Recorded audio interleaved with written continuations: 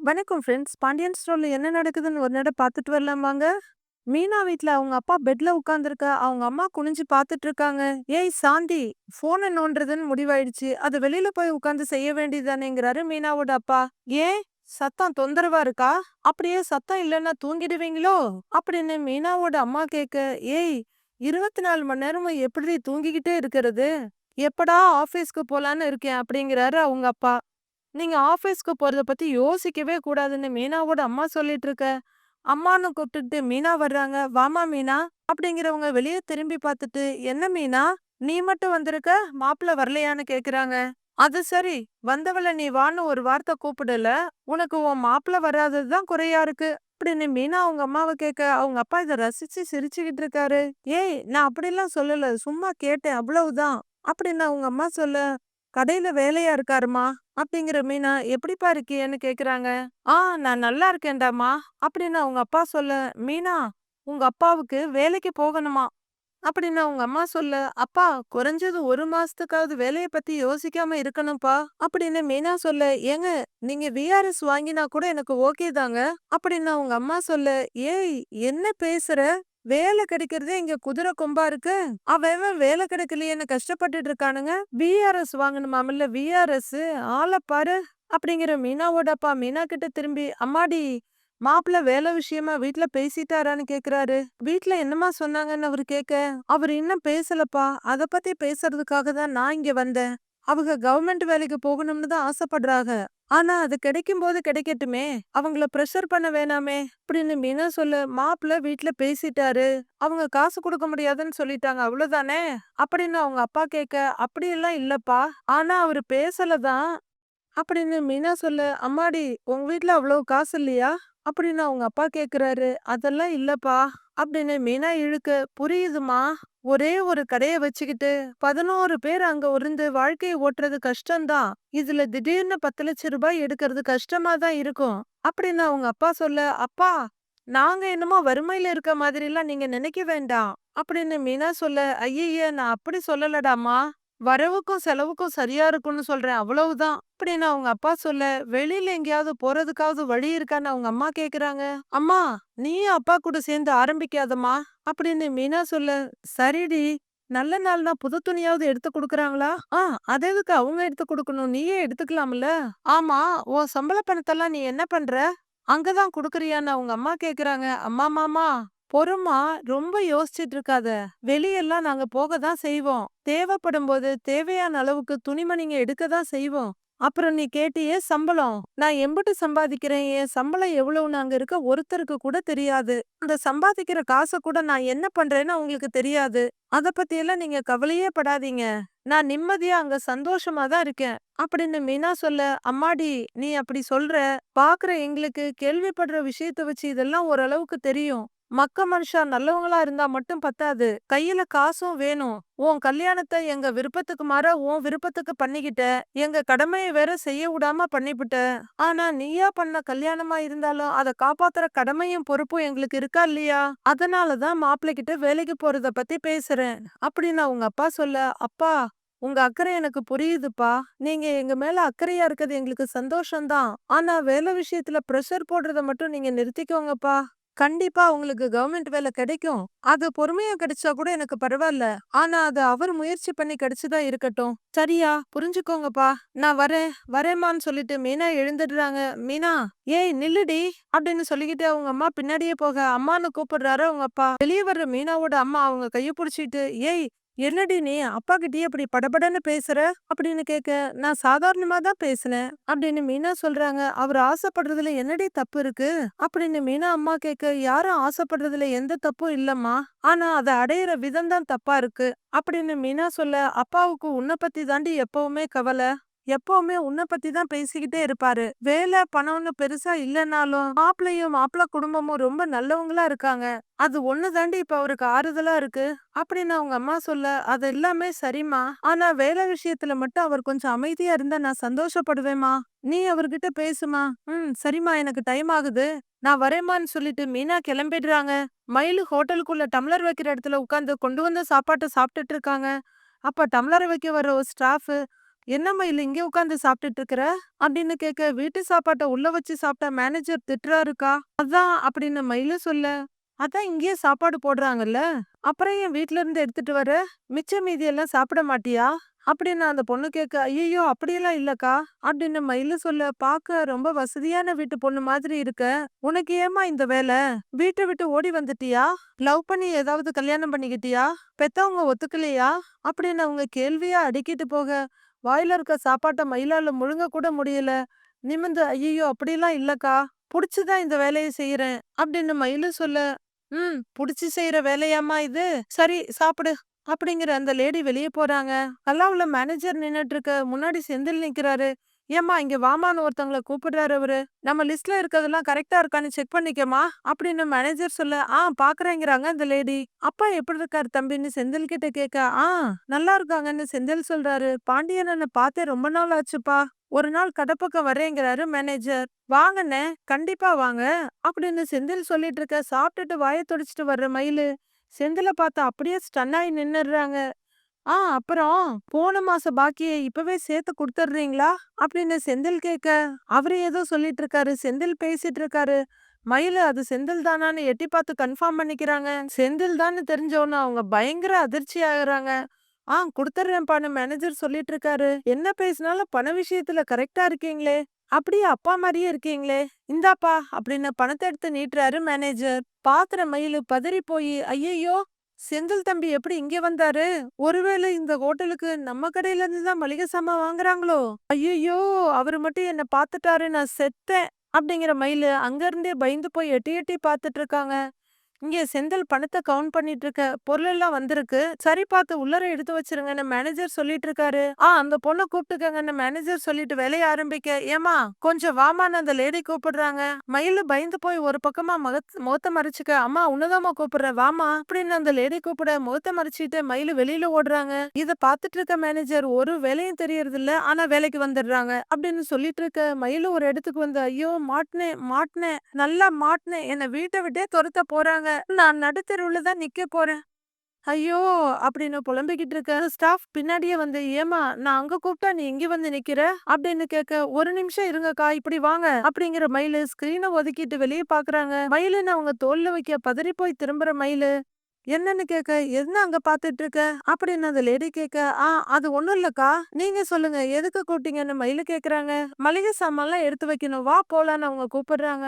அக்கா அக்கா கொஞ்ச நேரம் கழிச்சு போலாம்க்கா அப்படின்னு மயிலு கெஞ்ச, மேனேஜர் எடுத்து வைக்க சொன்னாருமா, வாமா போலாங்கிறாங்க அவங்க. மயிலு பதறி போய் ஸ்கிரீன் வழியா பாத்துக்கிட்டு இருக்க, செந்தில் இன்னமும் பேசிக்கிட்டே நிக்கிறாரு. என்ன அங்கேயே பாத்துக்கிட்டு இருக்க, வாங்குறேன்னு அந்த லேடி சொல்ல, ஒரு நிமிஷம் பதறிட்டு இருக்காங்க மயிலு. எப்ப என்ன பொருள் வேணாலும் சொல்லுங்கண்ணே, உடனே கொண்டு வந்து குடுத்துறேன்னு அப்படின்னு செந்தில் சொல்லிட்டு இருக்க, சரின்னு சொல்லிட்டு மேனேஜர் பேசிட்டு இருக்காரு. மேனேஜர் திட்டுவாரு, வா சொல்லிட்டேன் அப்படின்னு அந்த லேடி சொல்லிட்டு இருக்க, மயிலை எட்டி எட்டி பாத்துட்டு இருக்காங்க. சரிண்ணே அப்ப நான் கிளம்புறேன் அப்படிங்கிற செந்தில் கிளம்புறாரு. இங்க பாருமா, நீ வரியா, நான் மேனேஜர் கிட்ட சொல்லவா அப்படின்னு அந்த லேடி கேட்க, சந்தோஷமா சிரிக்கிற மயிலு, வரேன்க்கா நான் வரேன், வாங்கக்கா வாங்க போலாம் அப்படின்னு அவங்கள நகர்த்திட்டு 2 பேரும் வர்றாங்க.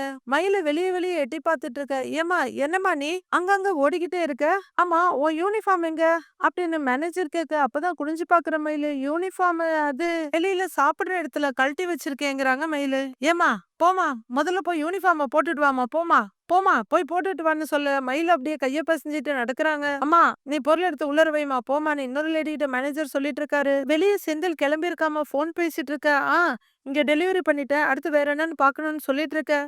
வெளியே வர்ற மயில டக்குன்னு அவரை பார்க்க, அவரும் மயில பாத்துடுறாரு. திகைச்சு போற செந்தில், நான் கூப்பிடுறேன்னு சொல்லி போனை வச்சிடுறாரு. அண்ணி நீங்க இங்க என்ன பண்றீங்க அப்படின்னு செந்தில் ஆச்சரியமா கேட்க, அது நான் ஹோட்டல்ல சப்ளை அப்படின்னு மயில ஆரம்பிக்க, சப்ளையா, நீங்க என்ன சொல்றீங்க, நீங்க என்ன சொல்றீங்கன்னு எனக்கு ஒன்னும் புரியலையேங்கிறாரு செந்தில்.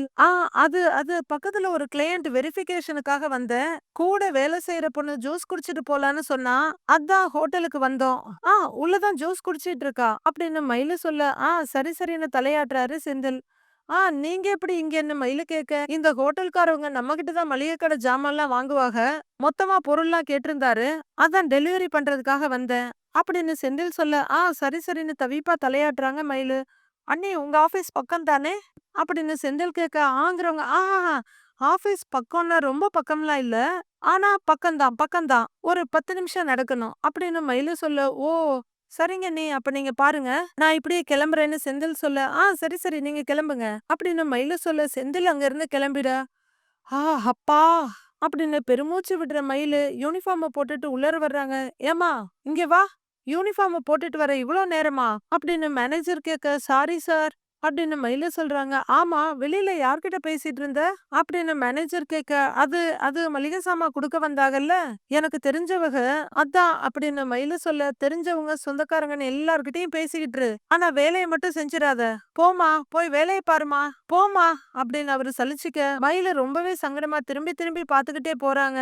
ராஜிக்கு தலை சீவி விட்டு பூ வச்சிட்டு இருக்காங்க மீனா. "அக்கா, எதுக்கு இம்புட்டு பூ வைக்கிறீங்க?" அப்படின்னு ராஜி கேட்க, "ம், அப்பதான் அழகா இருக்கும் பாக்குறதுக்கு. வச்சுக்கோ."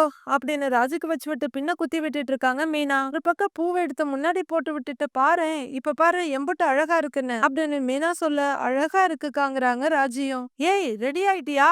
அப்படின்னு உள்ளர வர்ற கோமதி ராஜிய பார்த்து அப்படியே அசந்து போய் நிக்கிறாங்க. "அத்த." அப்படின்னு ராஜி எழுந்து நிக்க, கோமதி ராஜிய தலையில இருந்து கால் வரையிலும் பாத்துக்கிட்டு இருக்காங்க. "எப்படி எப்படி நம்ம மேக்கப்பு?" அப்படின்னு மீனா கேக்க, "ஏய், மகாலட்சுமி மாதிரியே இருக்குறடி." அப்படின்னு 2 கையும் காத்துல தடவி நெட்டி முறிக்கிறாங்க கோமதி. "தேங்க்ஸ் அத்த." அப்படின்னு ராஜி சொல்ல, இன்னொரு தடவ பார்த்துட்டு, "ஆமா, ஏது இந்த புடவைன்னு?" கேக்குறாங்க கோமதி. "இந்த புடவை, நான் போட்டிருக்க நகைங்க எல்லாமே மீனாக்காவுது தான். நான் என்கிட்ட இருக்கறதுல ஏதாவது புடவை கட்டிட்டு போறேன்னு சொன்னேன். அக்கா கேட்கவே இல்லங்கிறாங்க ராஜி. ஒரு 4, 5 புடவை தான்த்த வச்சிருக்கா. அதையே எல்லா இடத்துக்கும் மாத்தி மாத்தி கட்டிட்டு போறா. அதனாலதான் இந்த புடவைய குடுத்தேன்." அப்படின்னு மீனா சொல்ல, "குடுக்கறது குடுக்குறீங்க. கட்ன புடவையாவது குடுங்கன்னு கேட்டேன். அதையும் கேட்கல. புதுசா எடுத்து குடுத்துருக்காங்க."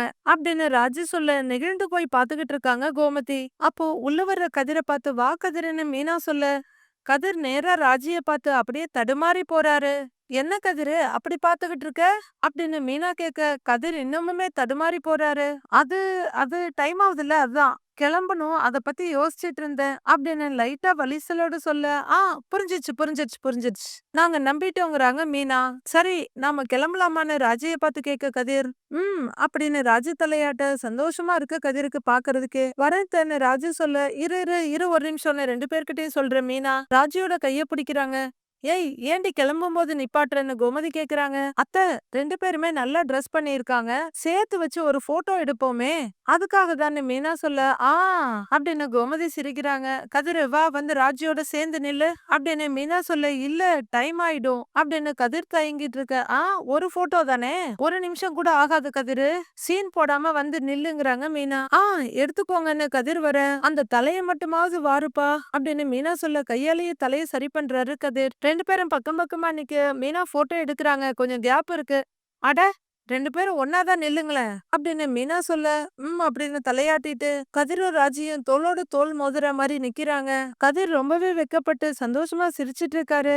இத பாக்குற கோமதி 2 பேருக்கும் நெட்டி முறிச்சு போடுறாங்க. ராஜி அப்படியே சைடுல விழிங்கள உயர்த்தி மெதுவா கதிர பாக்க, கதிரும் அவங்கள தான் பாத்துக்கிட்டு இருக்காரு. "ஸ்மைல்." அப்படின்னு மீனா சொல்ல, 2 பேருமே சிரிக்க கிளிக் பண்றாங்க. திரும்பி வந்ததும் 2 பேருக்கும் திருஷ்டி சுத்தி போடணும். "என் கண்ணே பட்டுடும்." அப்படின்னு கோமதி சொல்ல, போட்டோவ காட்டி, "இதோ பாத்தியா, அழகா இருக்கா? இப்ப கிளம்புங்கங்கிறாங்க மீனா. "போலாமா?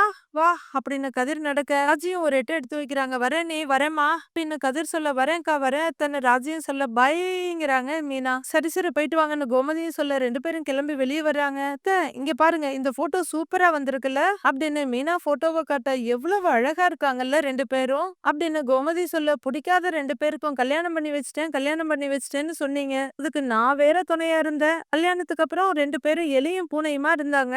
தெரிஞ்சே 2 பேரோட வாழ்க்கைய கெடுத்துட்டோமோன்னு பல நாள் நான் யோசிச்சிருக்கேன் அத்த. ஆனா பரவால்ல, ஒரு மாதிரி 2 பேரும் செட் ஆயிட்டாங்கல்ல." அப்படிங்கிற மீனா அப்படியே கண்ணுல இருக்க கண்ணீரை துடைக்க, கண்ணுல கண்ணீரோட பாத்துட்டு இருக்காங்க கோமதியும். "ஏய், எனக்கு அவங்க 2 பேரும் சேர்ந்ததுல கூட ஆச்சரியம் இல்ல.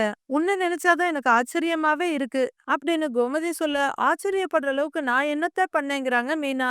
ஆ 2 பேர் மேலயும் நீ எப்படி இம்புட்டு அக்கறையா இருக்கிற? அதுவும் ராஜிக்காக பார்த்து பார்த்து என்னென்னமோ பண்றியேடி." அப்படின்னு கோமதி கேட்க, "அத்தை, நான் வீட்டுக்கு ஒத்த புள்ள. கூட பொறந்தவங்கன்னு யாருமே கிடையாது. நான் தனியாவே வளர்ந்துட்டேன். நான் இங்க வந்து கொஞ்ச நாளிலேயே ராஜியும் வந்துட்டா.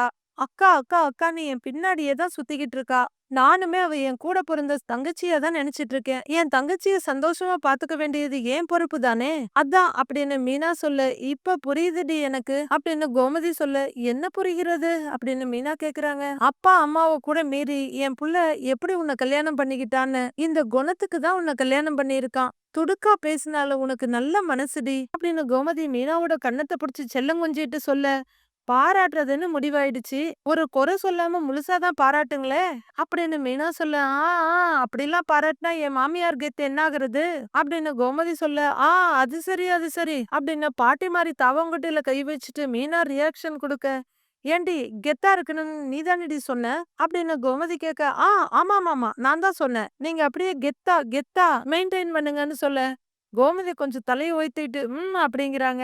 "சரி வா, காஃபி போட்டு குடிக்கலான்னு" மீனாவோட தோளோட கை போட்டு கூட்டிட்டு போறாங்க கோமதி. கதிரும் ராஜியும் மண்டபத்துக்கு வர, "வாங்க வணக்கம்னு" இன்வைட் பண்றாங்க வரவேற்புல நிக்கிறவங்க. "வா உள்ள போலாம்" அப்படிங்கிற கதிர் நடக்க, கூடவே ராஜியும் நடக்குறாங்க. அங்க நிக்கிறவங்கட்ட, "அம்மா நல்லா இருக்கீங்களான்னு" போய் கதிர் கேட்க, "வாப்பா வாப்பா நல்லா இருக்கோம். நீங்க எப்படி இருக்கீங்கன்னு" அவங்க கேட்க, நல்லா இருக்கோங்கிறவரு அவங்களுக்கு வணக்கம் சொல்றாங்க. "நீ எப்படிப்பா இருக்கன்னு?" "நல்லா இருக்கோம்ப்பா" அப்படிங்கிற கதிரு, ஃப்ரெண்டோட அம்மா அப்பா அப்படிங்கிறவரு, "இது என் ஒய்ஃப் ராஜின்னு" இன்ட்ரோடியூஸ் பண்றாரு. அவங்களும் வணக்கம் சொல்ல, இவங்களும் வணக்கம் சொல்றாங்க. "என்னப்பா இப்பல்லாம் வீட்டு பக்கமே வரமாட்டேங்கிற?" அப்படின்னு பொண்ணோட அம்மா கேட்க, "பொறுப்பு அதிகமாயிடுச்சுமா" அப்படின்னு கதிர் சிரிச்சுட்டே சொல்ல, "கல்யாணம் ஆயிடுச்சுல்ல, பொறுப்பு அதிகமா தான் இருக்கும்" அப்படிங்கிற அந்த லேடி, "நல்லா இருக்கியாம்மா ராஜேஸ்வரின்னு" கேக்குறாங்க.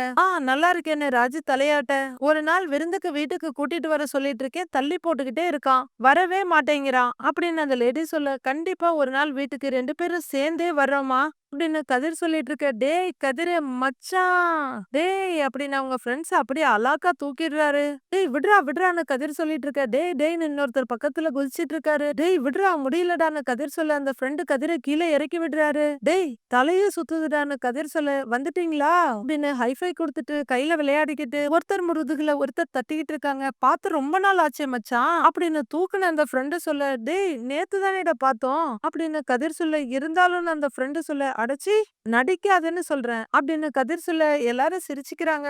"நல்லா இருக்கீங்கல்ல சிஸ்டர்" அப்படின்னு இன்னொரு ஃப்ரெண்டு கேட்க, நல்லா இருக்கேங்கிறாங்க ராஜி. "நீங்க நல்லா இருக்கீங்களான்னு" ராஜி கேட்க, அவரு சரின்ற மாதிரி தலையாட்டுறாரு. அவன் ராஜி, இவன் சிவா. என்னோட ஃப்ரெண்ட்ஸ்ன்னு கதிர் சொல்ல, ஹலோ சிஸ்டர்ங்கிறாங்க 2 பேரும். இவன் ஒரு வீணா போனவன், இவன் ஒரு உருப்படாதவன் அப்படின்னு கதிர் சொல்ல, 2 பேரும் ஒருத்தர் ஒருத்தர் பார்த்துட்டு, ஆமா சார் கலெக்டரு எங்கள சொல்றாருன்னு ஒரு ஃப்ரெண்டு சொல்ல, டேய் நான் கலெக்டர் ஆவேன்டா ஒரு நாளு அப்படின்னு கதிர் சொல்ல, ஒருத்தர ஒருத்தர் பார்த்து சிரிச்சுக்கிறாங்க. டேய் நம்ம கேங்க்ல எல்லாரும் வந்துட்டாங்களா அப்படின்னு கதிர் கேட்க, எல்லாரும் வந்துட்டாங்கடா அப்படின்னு ஒரு ஃப்ரெண்டு சொல்ல, டேய் கேங்க்ல இல்லாத ஒரு முக்கியமான ஆளும் வந்திருக்காங்க அப்படின்னு தூக்குன ஃப்ரெண்டு சொல்ல, யாருடா அதுன்னு கதிர் கேக்குறாரு. வேற யாரு, நம்ம நித்யா தான் அப்படின்னு அந்த ஃப்ரெண்டு சொல்ல, ஒரு செகண்ட் யோசிக்கிற கதிர் அங்க இங்க பார்த்துட்டு, டேய் அவ வந்திருக்காளாடான்னு கேக்குறாரு. அங்க பாருன்னு காமிக்க, அங்க ஒரு பொண்ணு இருக்காங்க. ஓ வந்துட்டாளா அப்படின்னு கதிர் கேட்க, ஆமாண்டாங்கிறாரு அந்த தூக்குன ஃப்ரெண்டு. சரி சரி நீங்க பேசிட்டு இருங்க நான் வந்துடுறேன் அப்படிங்கிற கதிர் நைஸா பின்னாடி நழுவி ஓடுறாரு. யார் அவங்க, யார் அப்படின்னு ராஜு கேட்க, உங்களுக்கு தெரியாதா அப்படின்னு தூக்குன ஃப்ரெண்டு சொல்றாரு. இல்ல தெரியாதுன்னு ராஜு சொல்ல, கதிர் சாரோட ஒன் சைடு லவ்வர் அப்படின்னு அந்த தூக்குன ஃப்ரெண்டு சொல்ல, ராஜு அப்படியே அவங்கள பார்க்க, அந்த பொண்ணு இவங்கள பாக்குறாங்க. டேய் தெளிவா சொல்லுடா, கதிரோட லவ்வர்லாம் இல்லங்க, கதிர ஒன் சைடா லவ் பண்ண லவ்வர். கதிர் ரொம்ப நல்ல பையங்க, இதுவரைக்கும் ஒரு பொண்ண கூட ஏறெடுத்து பார்க்காதவங்க, அவனை கல்யாணம் பண்ண நீங்க குடுத்து வச்சிருக்கணும் அப்படின்னு இன்னொரு ஃப்ரெண்டு சொல்ல, மனசுல இருந்து சிரிக்கிறாங்க ராஜு. ஸ்டேஜுக்கு வர்ற கதிரு, என்னம்மா கல்யாண பொண்ணு வாழ்த்துக்கள் அப்படின்னு சொல்ல, வாடா நல்லவனே, கல்யாணமானா ஃப்ரெண்டு கிட்ட எல்லாம் பேச மாட்டியா, ஒரு ஃபோன் பண்ணா கூட எடுக்க மாட்டேங்கிற அப்படின்னு கல்யாண பொண்ணு கேட்க, அது கொஞ்சம் பிஸி ஆயிட்டேன் அதான் அப்படின்னு கதிர் சொல்ல, தெரியும்டா தெரியும் அப்படின்னு அந்த பொண்ணு சொல்ல, bro congratulations bro, happy married லைஃப்னு மாப்பிளைக்கு கைய கொடுக்கறாரு கதிர். உன் ஒய்ஃபை இன்ட்ரடியூஸ் பண்ணி வைடான்னு பொண்ணு சொல்ல, பண்றேன்ப்பா, இவ கவிதா, ஒரு காலத்துல என்னோட பெஸ்ட் ஃப்ரெண்டு அப்படின்னு கதிர் சொல்ல, டேய் அப்படின்னு கவிதா சொல்ல, இல்ல இல்ல இப்பவும் நல்ல ஃப்ரெண்டு தாங்கிறாரு கதிர். என்ன முன்ன மாதிரி பேசுறது இல்ல, but still she is my good friend அப்படின்னு கதிர் சொல்ல, 2 பேரும் சிரிக்கிறாங்க. இது ராஜேஸ்வரி என்னோட ஒய்ஃப்ங்கிறாரு கதிரு. 2 பேரும் ஹாய் ஹலோ சொல்லிட்டு இருக்காங்க. காலேஜ்ல இவன் பின்னாடி நிறைய பொண்ணுங்க சுத்தி வந்தாங்க.